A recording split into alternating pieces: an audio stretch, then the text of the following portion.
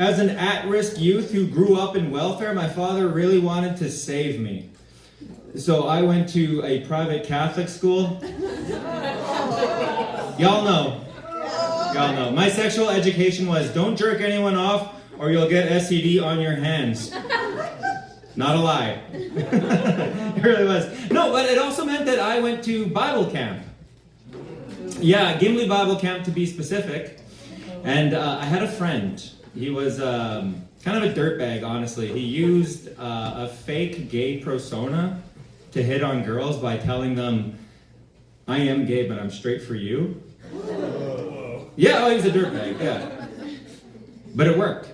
He ended up hooking up with a chick. They swapped virginities on the beach. It sounded really beautiful until it wasn't. Because he took off, he left her behind in the mess of it all of losing her virginity. And 2 camp counselors found out. I just happened to be sneaking out to try to meet my buddies in the other cabin at the time, and I got in trouble and I got involved. I got pulled into it. The girl's best friend was this, are we giving nicknames to real people? I think we are, right? Yeah. We'll call her Chelsea. The girl's best friend, her name was Chelsea. She started consoling her. I had to get involved and try to tell everyone, I don't want to write Bible verses, I'll console too. I got really involved with Chelsea. Really liked Chelsea. Turns out Chelsea lived right next door to my auntie in Winnipeg. And my auntie, she lives in the south end, and I was kind of in the hood a little bit. I got real close with my auntie that summer. My dad was like, I'll drive you there. I'm like, I'll bus, please. You don't need to see where I'm going.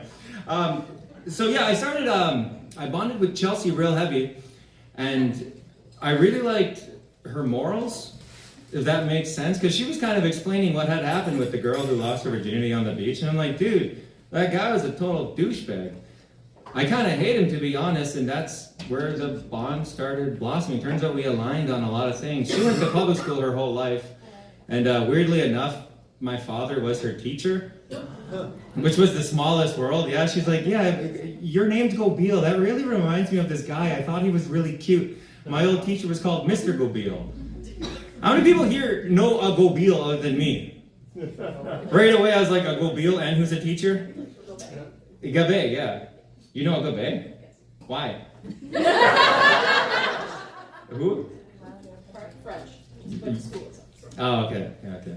I hope it wasn't me. Did you go to a Catholic school? Why am I doing crowd work? Just out of habit? What do you do for work, sir?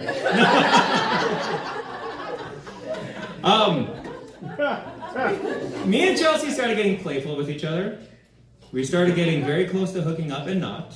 I also grew up a big believer in consent, but I also believed that the second you have sex, you're immediately pregnant and going to hell. So we never took it that far. But Chelsea always seemed to pull back. I started getting a little subconscious. I noticed she didn't like touching me, and anytime my shirt came off, it was time to go home. So I started pulling back. I didn't know how to have a conversation about this, so finally on MSN, I was like, could we talk? And she's like, I prefer. Yeah, I'm old, by the way. We whispered MSN over here. I use face lotion twice a day, but I am 34.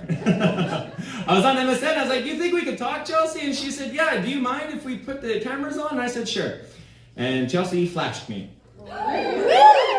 with my dad over my shoulder. He's like, isn't that Chelsea? She didn't happen to go to, I shouldn't say our high school, but he's like, didn't you happen to go to that high school, did she? And I was like, yeah, yup. He's like, oh my good. I did not think we'd have to have the sex talk, ever. Like,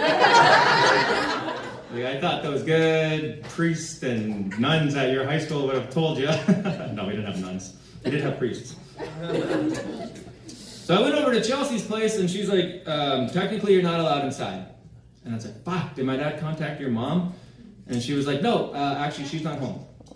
And her older sister also was real mean to me. She did not like me. So I was like, well, is Sylvia home?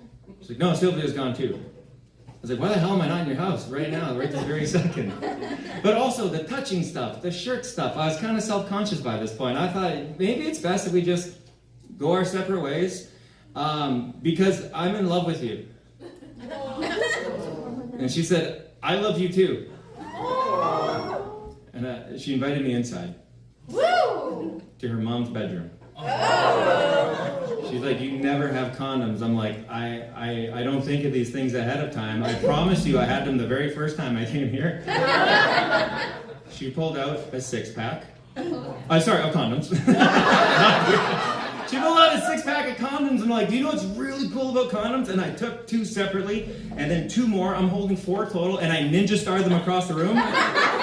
And she's like, you're not being serious. I'm like, yeah, try one. And I gave her one, and then I ninja starred the next one. And I was like, oh, I came to break up with you. I should go home. And that was it. That's my story. Thank you very much.